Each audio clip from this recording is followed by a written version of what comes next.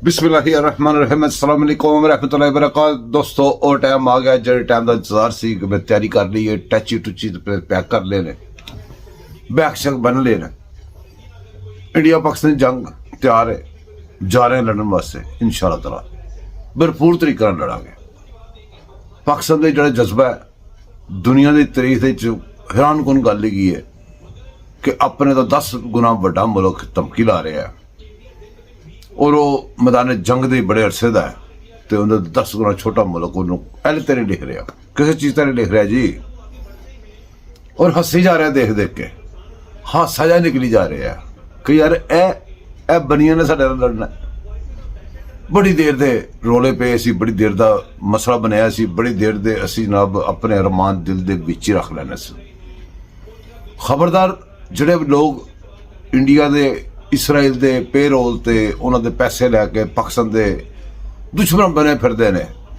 उन्होंने किसी ने कोई सड़क बंद की, कोई एहतजाज किया, कोई ड्रामेबाजी की इंडिया की सपोर्ट करने के बहाने के बहाना को होर ला के इंडिया की सपोर्ट करने की कोशिश की या कोई बगैरती करने की कोशिश की तो दूरों किसी ने नहीं आना। किसी फौज वेली नहीं कि साडी पुलिस जी फौज की हेल्प कर रही है।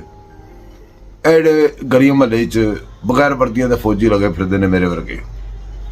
इन्होंने बड़ी भैड़ी लाल करनी जे तो यहो जी हरकत ना कर पैना।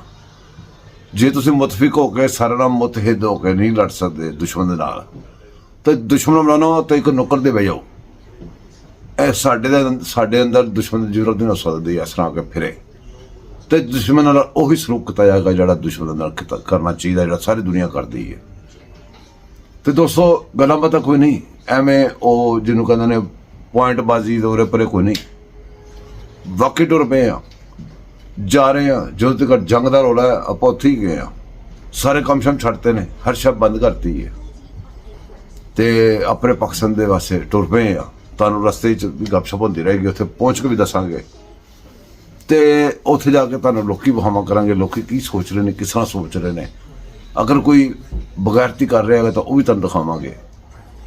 कैमरा नाल होएगा तो अपना समान समूह नाल ही होएगा तो असीं इंशाअल्लाह ताला कट्ठे ही रवांगे। हुण काफ़ी दिन आपां कट्ठे रहना, पूरी जंग लड़नी आपां कट्ठे। मैं एड्डी दूरों घर आ रहा तो तुसीं उत्थे मेरे नाल नहीं रह सकते, अफसोस की गल है। दोवें याद रखो, लगा रहा जे मैं। अल्लाह हाफिज़।